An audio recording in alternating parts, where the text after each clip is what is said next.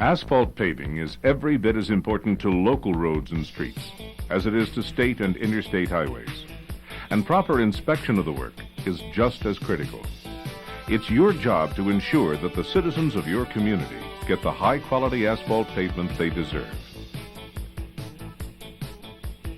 This videotape training has been developed as part of the Local Technical Assistance Program, LTAP. It is designed to give you, who are responsible for construction and maintenance of the local road system, the information you need to effectively inspect asphalt paving operations. In addition to the video, there's a checklist to remind you of the key inspection points.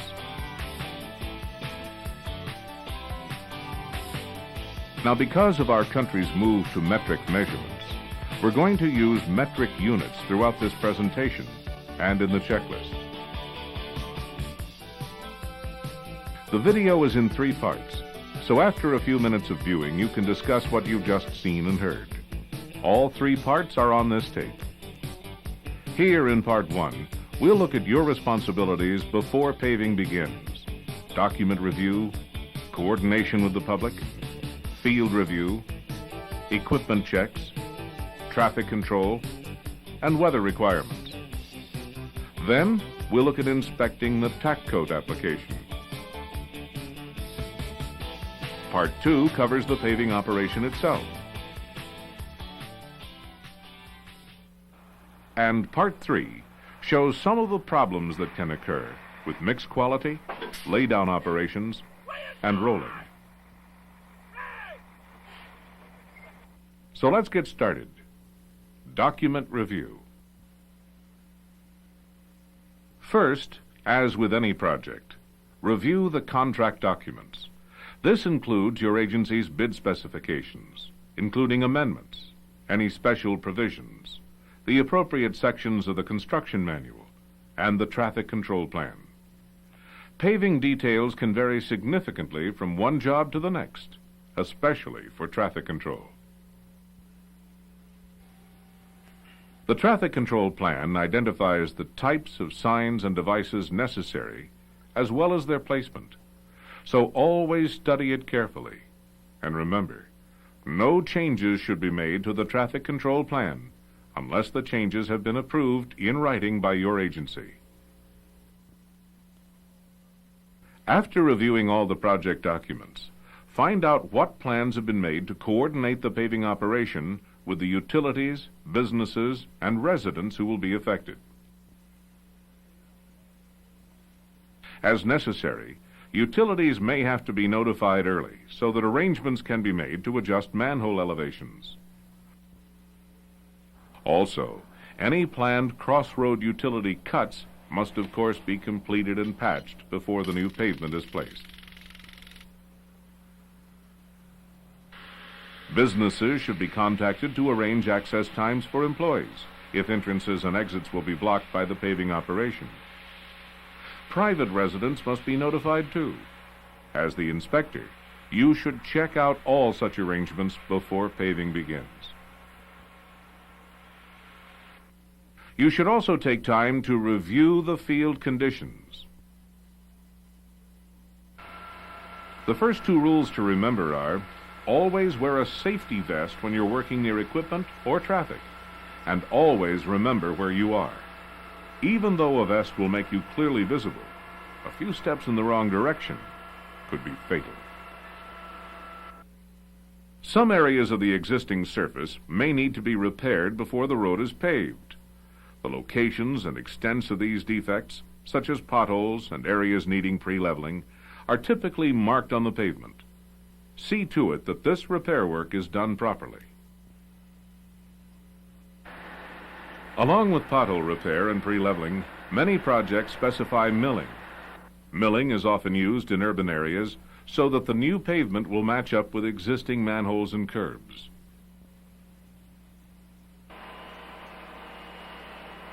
This procedure is also effective in eliminating wheel ruts. When milling is required, your first major concern is that the pavement is milled to the proper depth. Also, be sure that the milling equipment does not tear or rip the surface. In addition, make sure that the contractor takes appropriate measures to control dust and to maintain proper drainage from the pavement. Once the surface is properly prepared, your next preliminary responsibility is to check the paving equipment. First, get familiar with the equipment that will be used. The paving train consists of haul trucks, a paver, and 2 or more rollers. A distributor applies the tack coat to bond the pavement to the underlying surface. A power broom sweeps off the surface ahead of the tack application. Now let's take a closer look at each, beginning with haul trucks. There are 3 types: belly dump, rear dump, and conveyor. Regardless of the type of truck used, a major concern is fuel and oil leaks that can contaminate the mix. So spot check all trucks before paving begins and from time to time during paving to see that there are no leaks. When rear dump trucks are used, look around the hydraulic rams and connections too. Leaks this severe are unusual, but they do happen. If you find a leak, see that the contractor takes whatever measures are necessary to remove the spillage ahead of the paver. And of course, the equipment should be removed from the project and repaired. For safety, be sure that all truck backup alarms work properly. Another concern with haul trucks is the use of tarps to cover the mix. Tarps may be required to keep the mix hot or to keep out dust that would contaminate the load. Finally, contractors typically use a releasing agent to keep mix from sticking to truck beds. Be sure that it's an approved non-petroleum agent. Diesel fuel or other petroleum solvents must never be permitted as releasing agents. They dissolve the asphalt in the mix. To keep the mix from becoming contaminated, the releasing agent will have to be drained off completely before the mix is loaded. Although this is an inspection concern at the plant, you too should be on the lookout for contaminated loads at the job site and notify the plant if you see any.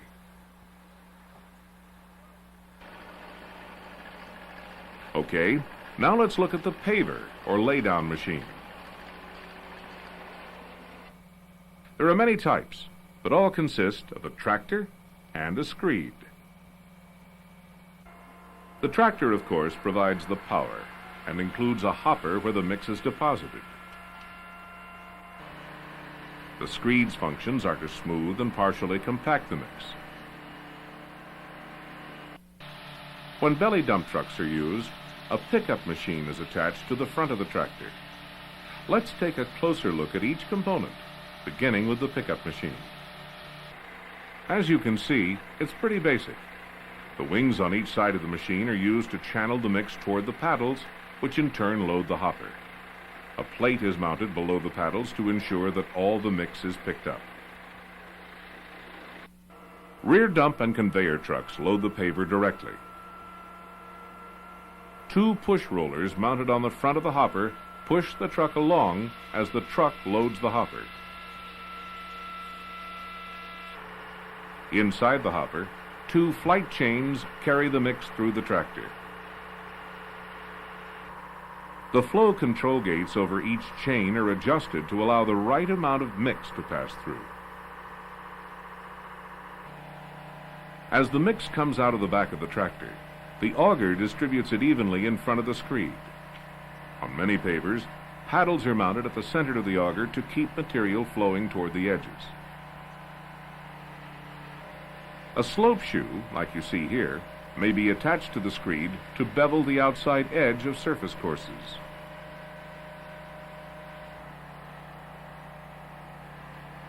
And that brings us to the screed unit. The screed acts independently and is pulled by the tractor. It strikes off the mix and partially compacts and smooths it through its vibratory or tamping action. See that the surface of the screed is smooth. A warped screed, or a screed with worn edges, can rip the new surface or cause the pavement to be uneven. You should also check into the adjustment of the screed. All pavers are equipped with adjustment bolts for the leading and trailing edge of the screed. Some pavers are also equipped with indicators so you can easily see the adjustment settings. The leading edge of the screed should be set slightly higher than the trailing edge, by about 10 millimeters initially. This presses the material under the screed, where it is struck off, partially compacted, and smoothed.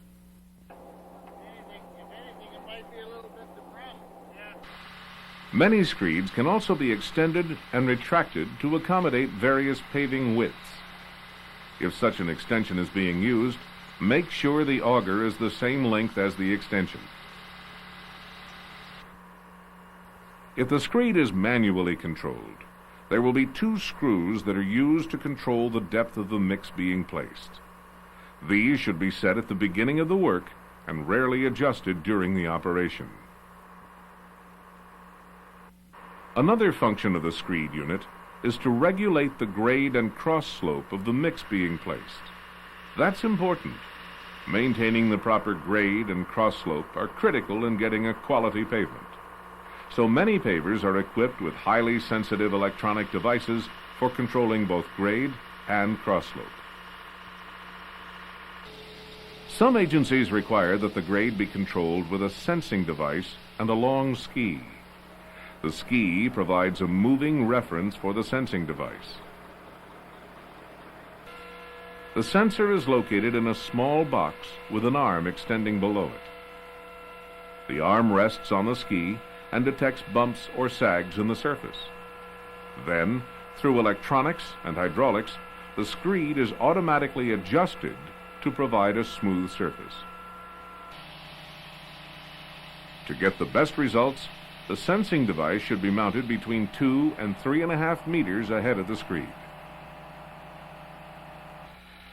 The cross slope is controlled by a sensing device mounted on the screed and connected to the control mounted on the tractor. The cross slope needed for the particular job is preset, so that the sensor can continuously adjust the screed to maintain the proper cross slope. There's a lot more involved with grade and cross slope control, but we'll look at both in more detail when we get to the paving operation.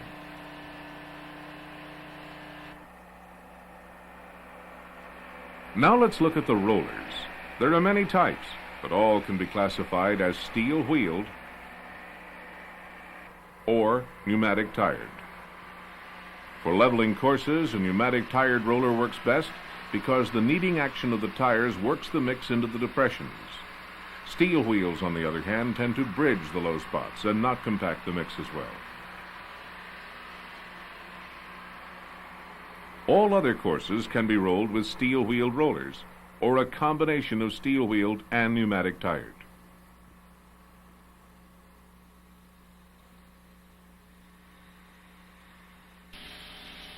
The main point with rollers is that the compaction requirements have to be met. The contractor needs enough rollers of the proper weight, in good condition, and operated properly to achieve compaction without damage to the mat. So let's take a closer look at the rollers, starting with steel-wheeled.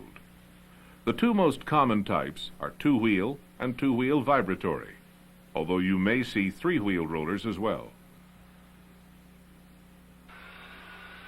The vibratory rollers can be operated either with or without vibration. The vibratory mode is used in the beginning of the rolling operation because it provides the most compaction.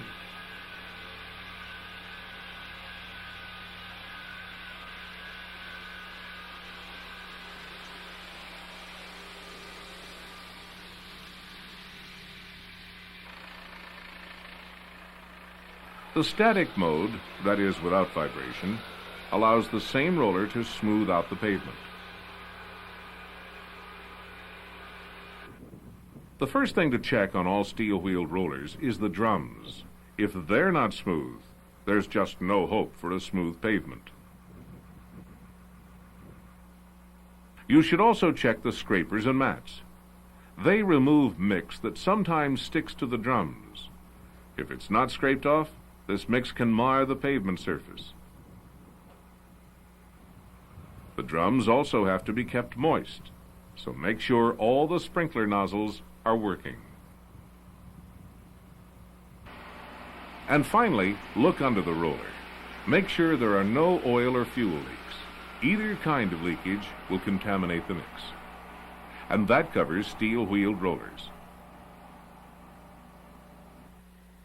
Now let's look at pneumatic tired rollers.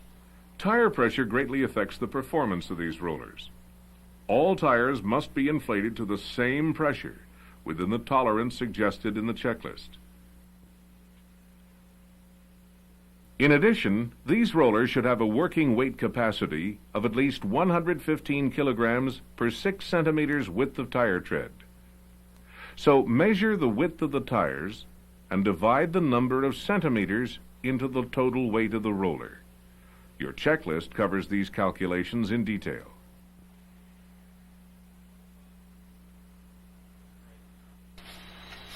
Now let's have a look at the hand tools required. Only lutes and shovels should be used. Lutes are used primarily in constructing longitudinal and transverse joints. The important thing is that it's lutes, not rakes. Rakes are shaped differently and cause segregation of the mix. They just don't do the job properly. Just one more point about hand tools. Most contractors store them in containers filled with diesel fuel. That's perfectly acceptable, as long as the fuel isn't spilled on the mat. While the hand tools are in use, however, they should be cleaned with a putty knife, not with the diesel fuel. And they shouldn't be cleaned by scraping them off on any part of the laydown machine either. And those are the equipment checks. Now let's look at traffic control in a little more detail. As you heard in the beginning of the program, a traffic control plan should identify the types of signs and devices to be used and where they should be placed. So you should always inspect them as they're set up to be sure they comply with the plan.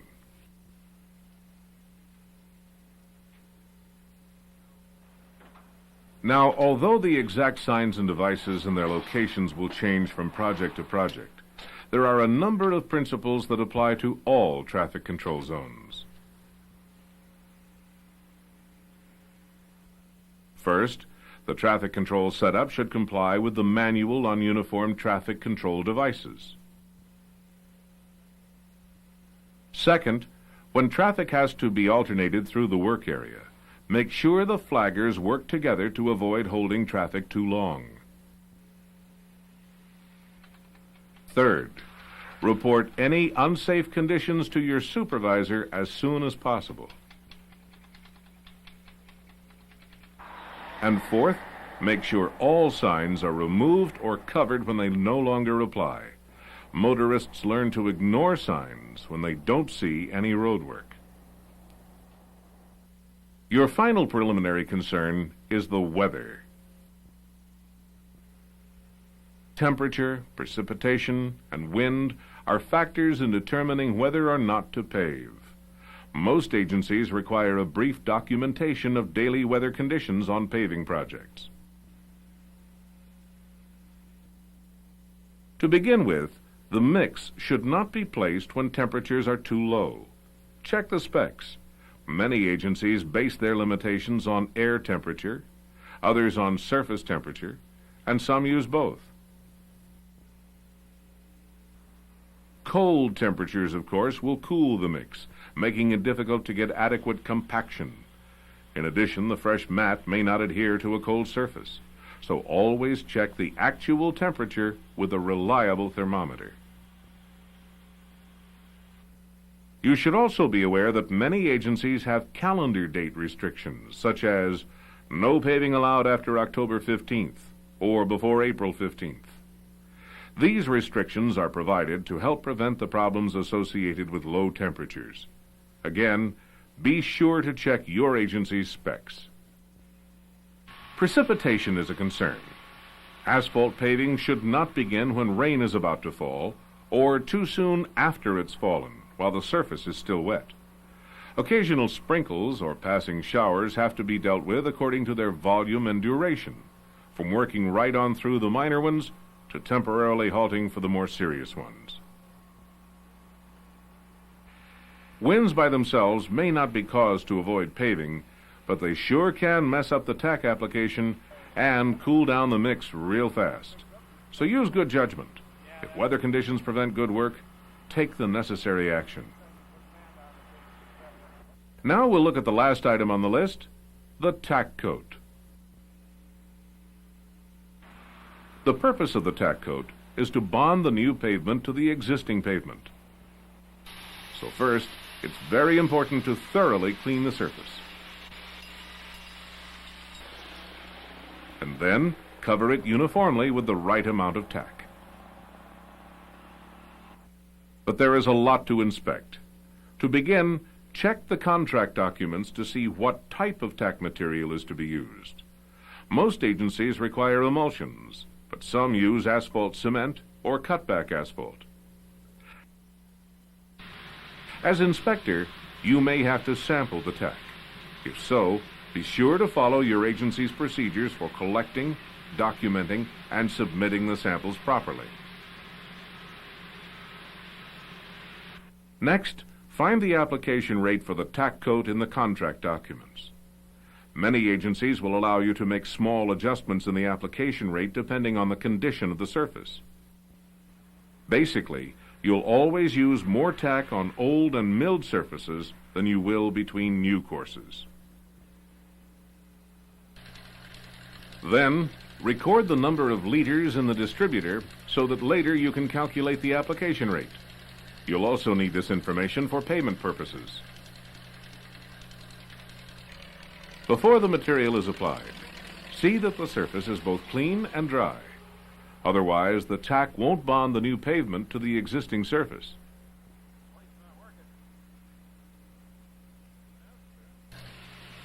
Then, verify that the tack material has been heated to the proper temperature.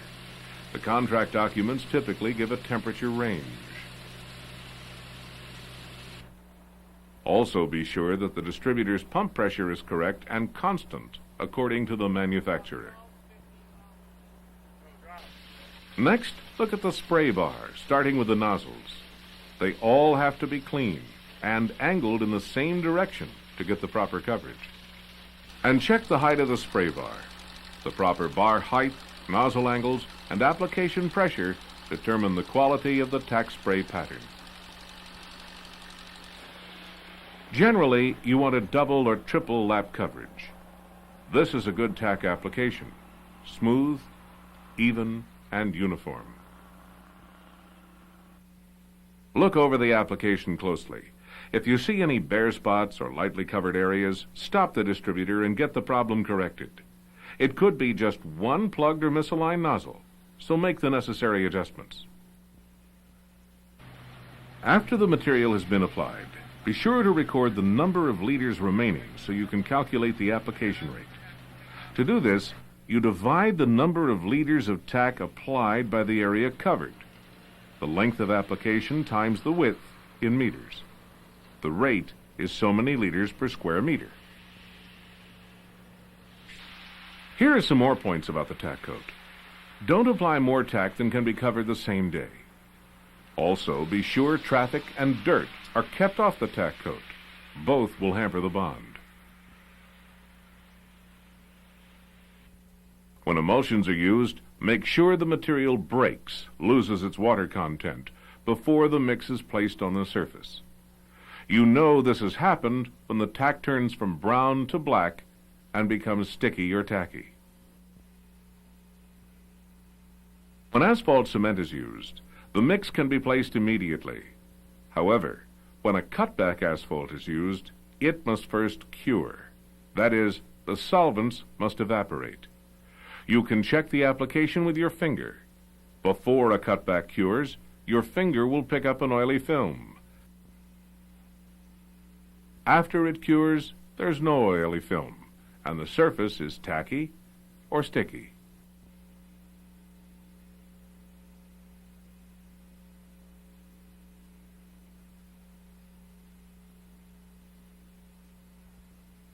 With that, we've covered your preliminary inspection responsibilities and the tack coat application. In Part 2, we'll look at the paving operation itself.